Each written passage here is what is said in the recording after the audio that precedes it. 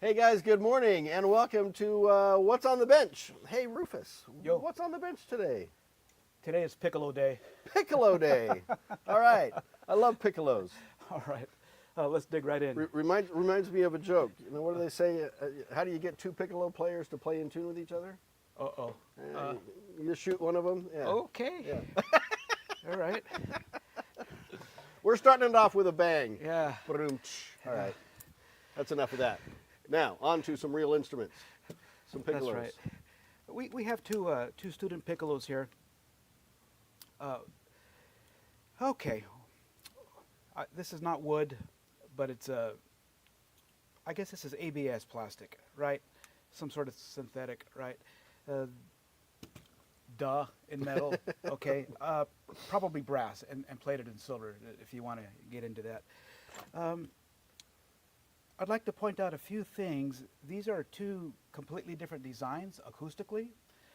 Let's see, how can I put this? Okay. Like your standard flute, right, the flute, this has a cylindrical bore from here to here. The dimension inside here is the same as here, all the way through. The head joint is parabolic, right? This is larger and it gets smaller towards the end, right? Just like on a flute. On this, it's opposite. This is cylindrical, the head joint, and the body is conical. We're talking the bore. It looks like it's the same from the outside, but on the inside, this is small, and this is larger. So it tapers down, right? And that does have an effect on, well, a great many things. This is easier to control, easier to play softer in the highest dynamics, which is desirable for some settings, or orchestral. This is quite loud. You know, you need to project on the marching band field with this cylindrical. Now I'm all confused now. What did I say? With a cylindrical body. Yeah, that's right. Mm-hmm. With a parabolic head joint. Opposite. Okay, enough of that. So I was not aware of that. I didn't know that the bore dimension or the bore Yes, yeah, design was different between those. I thought they'd be the same. That's correct. So if these were up to playing and we A-B'd them and played them, you'd hear the big difference. Okay. And you might be inclined to blame the material or to attribute. That's what I would have said. Yeah. Sure. Normal. That's what I would do too. Okay. But no, completely different bore designs. Interesting. If you were to make this in metal with the same design tapered, it would sound like this one, not like that one. Interesting. Right. All right. A few things about piccolos. Well, in general, all things mechanical have some end play. There's some, the uncharitable word is slop, but that's necessary. It's tolerance of fit. And that's going to happen on all woodwinds to some degree. But what you can get away with on bari saxes and bassoons, you can't on the very small woodwinds like oboes. These guys here. Whoa, drop my mic. Let me go. Mic drop. Boom. I think we're good. Oh, is the clip still here on? I am. Yeah, we're good. Okay. Back in business. Where was I? Right. Tolerances. Right. Key Yes. slop, key fitting, end play. Piccolos often have a lot, so this jiggles back and forth quite a bit. You probably can't see it there, but like this is almost a 1/16 of an inch. That's huge. That's large for a bari sax, or getting there. We have to correct it somehow, and we'll do that later, because that's rather time-consuming and silent. And the same on this one. They just get a lot of wear. And I'm not sure if it's just bad tolerances from the factory, or that's an inside joke. We like to blame the factory a lot because they're not here to defend themselves. Yes, That's right. Or just wear over the years, and probably maybe a little bit of both. Right. But these things must be addressed. What goes on is that the pad doesn't know where to seat. Instead of the motion just being direct, it goes this way too because of the key slop, resulting in a leak. Makes it hard to play. Instrument comes in, we have to fix it. All right. I'm going to take something apart here.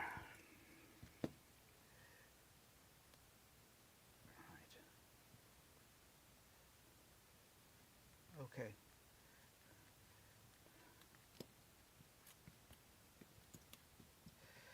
Very good.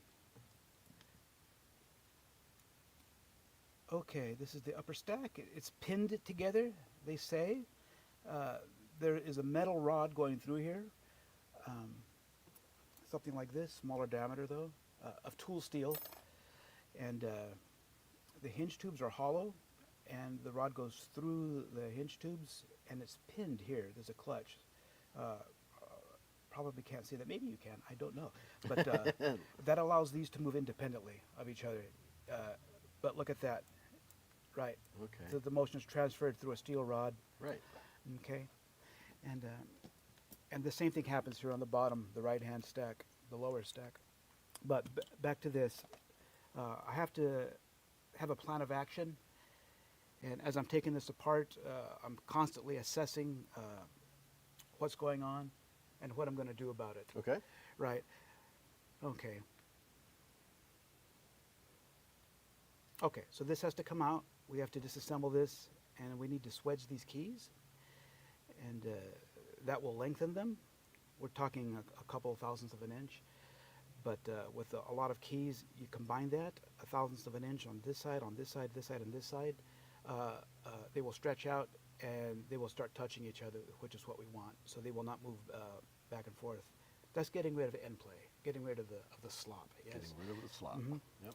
Then we have a good, perfectly free motion, but only in this direction, up and down, radially. Yeah. Okay. We don't want any sideways motion. That's right, and this will give the technician a fighting chance when they're with the pad work, which is tricky enough on piccolos. Right. Right, and we have the same situation here. Let's take a look. Interesting how the bodies are so different, at least the outer shape, yet the key work is almost identical on these two different designs. Oh, look at this. This is so thin, it has a little helper plate Yeah. for the finger rest a there. knuckle rest. Yes. This one doesn't need one. All right, let's take a look here.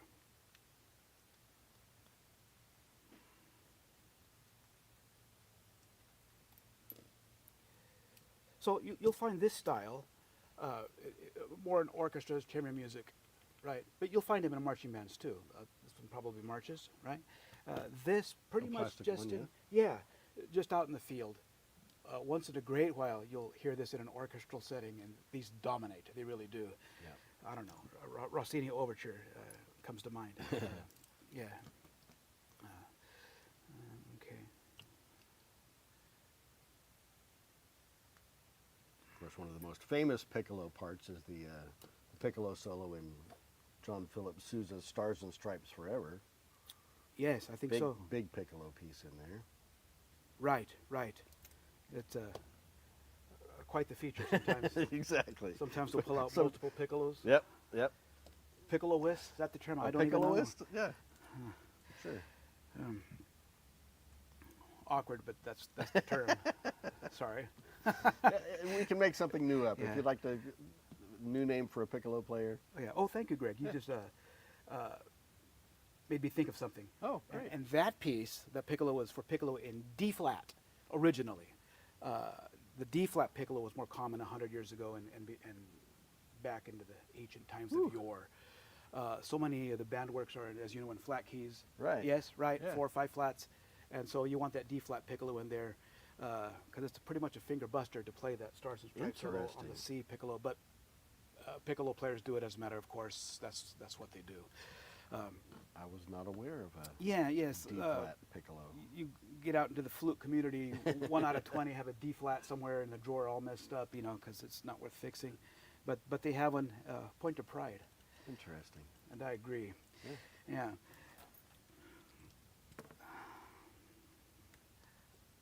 Okay. Now I'm going to leave that on there. It can get confusing. We get too many parts. That's right. Um, Don't mix them up between the two. Yeah. Mm-hmm. And what else can I say about these? That's it for now as an overview. We have another piccolo I'm going to show you after a fashion.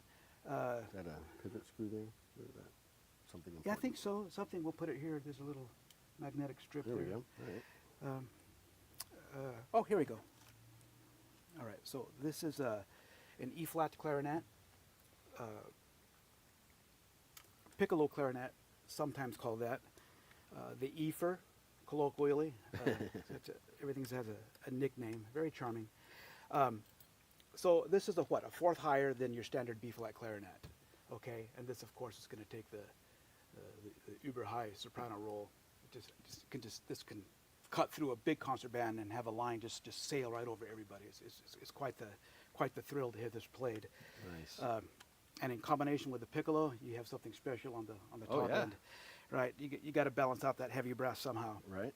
And this will do the trick. This can really squeal up there. They're hard to play. You really just can't pick it up and play it. You know, if you're a clarinetist, you can, but it must be practice. I guess that's what I'm driving at. It's interesting. I had a school director I worked with at a store out in California, and he started kids in his program as a private school, and he started his kids younger than most public schools, and he would actually start his clarinetist on an E-flat soprano because of the size, which Yes. seemed really bizarre to me. But Yeah, it is. Yeah. Yeah. I agree. Yeah. and But he'd use small. He would do soprano saxophones. He would do sort of like his entire band was like a piccolo band. It was the weirdest thing. okay, imagine the sound. Yeah, exactly. Okay. On the surface, that seems to make sense. Yes. Right. What you said, Yeah. hand size. Hand size, small sure, yeah. Weight, but not really. These Yeah. are hard to play. Soprano sax, not easy to play. Yeah. Yeah, the high instruments, the soprano or sopranino or piccolo instruments, generally take a lot more skill and finesse to produce a quality sound on them. They are difficult instruments for sure. So, not for every man or woman. That's right. Having a lot of fundamental skill with the main instruments is essential. Right. Then you can go on to the auxiliary, the smaller ones, or the larger ones also, because there's a bass clarinet, the contrabassoon. Yes. All right. So this is in one piece. You'll notice the body, the main body. There's generally two joints, almost always two joints in clarinets. There's some exceptions, but this is in one piece. Cork is shot. Yeah, the cork, look, it stayed in there. Woo! I'm going to dig that out. Yeah, and the barrel is just cute. It looks like I don't know, a candy. All right. You know, that'd be fun if you were a pipe smoker. You could make a little pipe out of that. You just seal off the bottom and stick. It would be a unique, conversation piece. Yeah, put it on the coffee table. On the coffee table. All right. I guess that's all I'm going to say about this. We're going to put this back and go back to the piccolo flute. Piccolo That's flute, the long yeah. name for the instrument, right? But who calls it that, really? Where's your mouthpiece for that? Unless you're in Germany, they give it the full name naturally. All right. Okay. Right. Okay. This comes over here. This comes over here, and I'm going to try to do something about this. Okay. And this is the one we have to pull the pin to. Yeah, take we it have apart, to pull the pin. I'll give it a quick go. Oh dear. Yeah. Okay. So I have to get up close and personal with this instrument, and I'm going to need this. This is a must-have tool, my favorite tool on the bench, I think. Really? Jeweler's It's a loop. jeweler's Yeah. loop. Interesting. Yeah, 7 times magnification. Right. You can get up there, and I'm sorry, I'm very nearsighted, and I still can't get up and see. We have limitations. There you But go. this will. Oh, you take a look. It's got a 1.5 inch focal length, and Oh yeah. a revelation. All right.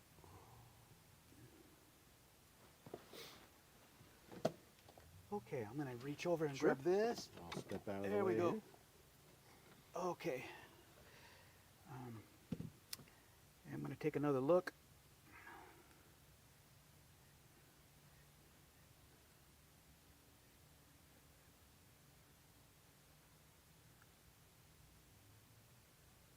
Okay, so there's a steel pin, like a needle, piercing right through the middle of the hinge tube, And I need to knock it back out this way.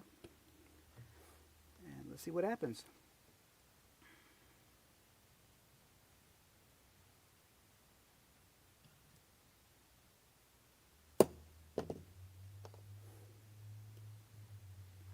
Always hit it once, stop, check your work. We are winning. Well, that's a good sign.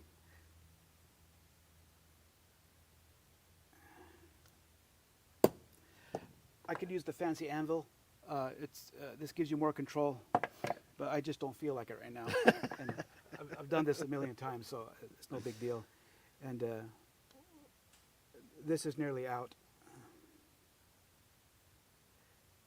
As you can imagine, this is not something you want to rush. Because there's just too many chances to screw up big time. Yeah. And it's no fun making more work for yourself.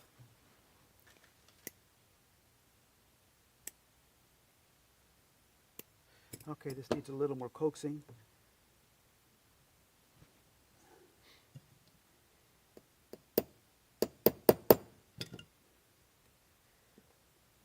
So this is pretty much how it is on the repair bench. There we go. And this goes on my magnetic strip so I don't lose it, It's there. but I'm going to lose it anyway. I often You'll be do. replacing it? Yeah, we have a whole bunch of new ones we can replace it. Sometimes they need to be replaced anyway. Right. Extracting them can mess them up a bit. We don't want to put something like that back in. Let me put this up here. All right. Okay. And now this should just come apart. Yeah, there we go. And we're going to take opportunity to clean this hinge rod because it feels awful, full of old grease, grungy, grimy, and thick.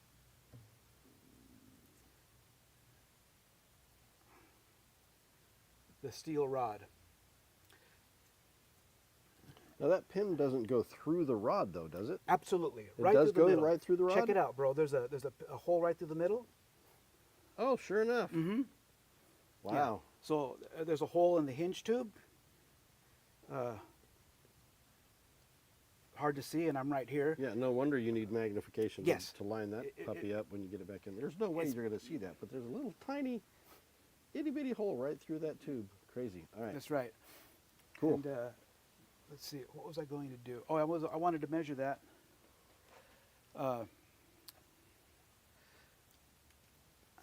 Yes, here we go. I like to put a metric on things. 30 thousandths of an inch. Okay. That's 10 pieces of paper. 10? Yeah. Piece of paper is 3 thousandths of an inch. So There you is a human hair, on average. Right. And let's clean those hinge tubes. I'm using alcohol. And we go right through here, and yeah, already the pipe cleaner is blackened from all the oil and grease and dirt and whatever else is in there. Dead skin cells. Nice. Yeah, it can get pretty decrepit. That's what we're here for. Clean things up. Okay. Okay, we have a clean steel and a clean hinge tube. And, oh, man. Want to give that a twirl? Yeah, feels Whoa, great, huh? It's like butter. Mm. Even better than butter. Yeah. Mm. Yeah. And this will make a difference to the feel for the player. Everything's just, assuming everything else is working too, it's just going to feel good. When an instrument feels good, you want to play it. People are going to practice more. That's Absolutely. part of the mental game. It works. It really does. Okay. And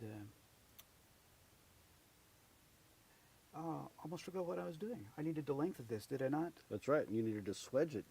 That's your right. actual term. Swedge. We're going to swedge this. You see that collet there? I see that. Yeah. Yep. So I'm going to turn this, and it's going to squeeze right around the very end of the hinge tube here. We do have some. This one's better. It's longer. Yes, and we have to put the steel rod back into the hinge tube, or we'll crush it. and then I've made more work for myself.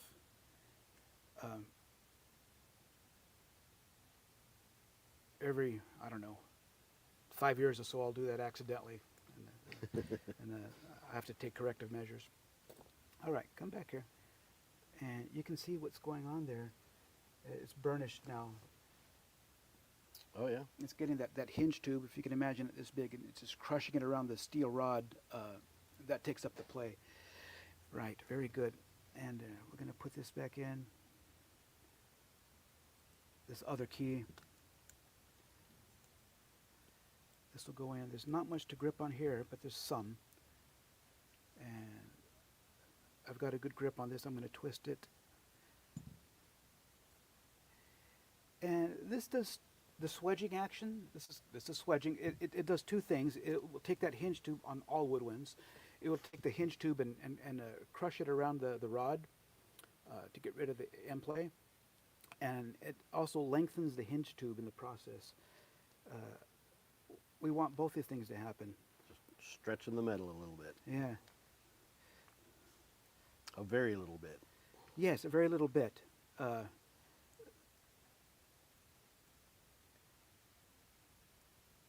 we're going to put that pin back in.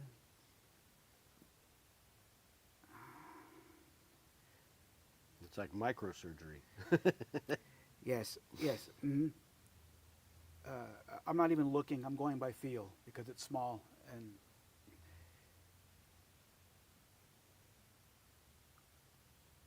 there's some ways to go still, but that's an improvement, Greg. You might want to check it out. Give us your blessing.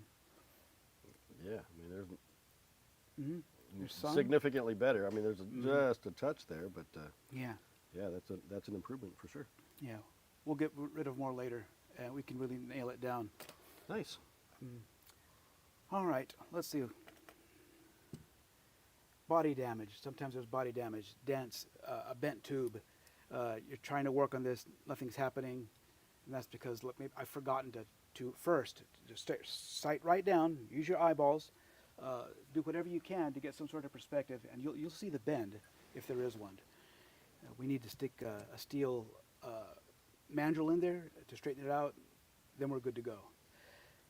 How are we doing? I am talking. We're doing good. Yeah, And we got we're about good. 5 minutes. Super. Okay. Another problem with piccolos I see, I bet you with 2/3 of the instruments, is this doesn't fit. The interface between the head joint and the body. And this just gets damaged. And even, you see that it's round, Roundish. but it needs to be round. It really does. Yeah, Okay. it's, It's when it's oval, it goes in, and and this gives us a clue too. Maybe you can't see, but you can see the burnishing marks. right. Right. This will tell us what's going on with the fit. You know, The high points or low points. that's correct. Exactly. Where things are rubbed smooth, and where there's just some funniness. If it doesn't look right and you're not sure why, it probably isn't right. We just have to dig in and find out. I wonder if that lip plate was resoldered at one point. Looks like there's Yeah. something funky under there. Oh dear. I hope it's not Bondo. Yeah. Plugging up a hole or something. Be amazed at what do-gooders do to try to fix their own instruments without having the knowledge and skill to do so. Right. Maybe they used a rubber band or something. You don't want to use a rubber band as an emergency repair on a silver-plated instrument. The sulfur in the rubber goes after the silver, and it will start yeah, eating not it. good. It starts turning a little black and funny. It's oxidizing the silver rapidly. You can use a rubber band emergency repair on a saxophone because that's lacquered. You're fine, unless the saxophone's silver-plated. Okay. And then this one, similarly, has fitting problems. Oh, this is just terrible. Want to feel that? It's just super loose. If it's that loose, it's not sealing, you see. Oh, yeah. And we may as well impose a leak on a pad. Yeah, right. Because- Yeah, that's got some wobble yes. in there for sure. 'Cause that's exactly what's going on. We have an unwanted acoustic vent, a leak, a register vent. So he'll have an excellent high register. You go down to the low register, it's not good. Yeah, frustrating to play.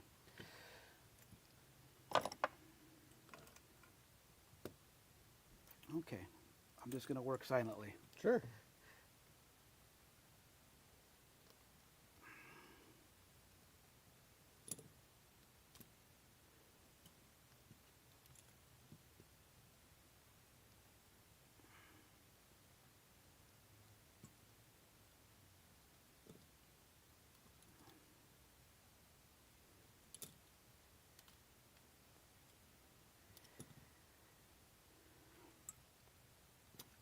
Okay. Well, believe it or not, it's hard to lose these tiny screws. You can lose them, but it's really hard to for some reason. What's easy to lose is something big. You put a tenor sax neck down to answer the phone, you can't find it. I had one lost for hours. I couldn't find it. It was finally in my apron pocket, yes, the whole time.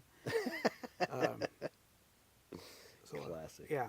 So, but you know, enough of those things happen. You check there right away when you're missing something. Always check your pockets. Because you just don't know. That's right.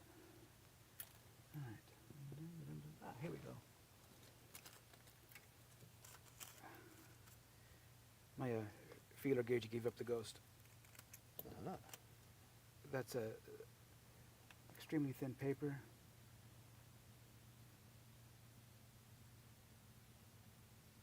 We used to use cassette tape back in the day. Oh, yeah, I can see that. Yeah. And you can see what this does. It allows you to get under the pad and see what's going on. Oh, yes? That's a good sign. Yeah. So this grabs all the way around. So we got a good seal on that one. That's correct. The seal is good.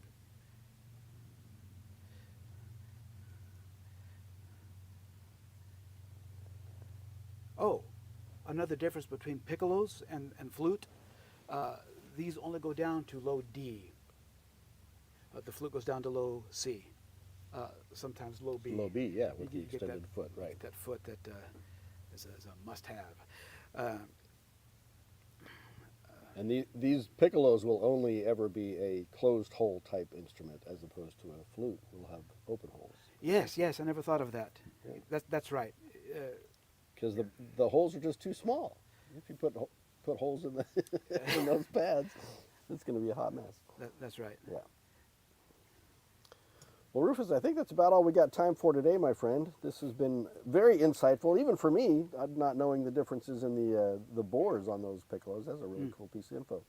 So we're going to do this again next week, folks. I appreciate you being here and watching and seeing what's on the bench, and we'll catch you next time. Thanks for watching. Have a good week. Bye-bye.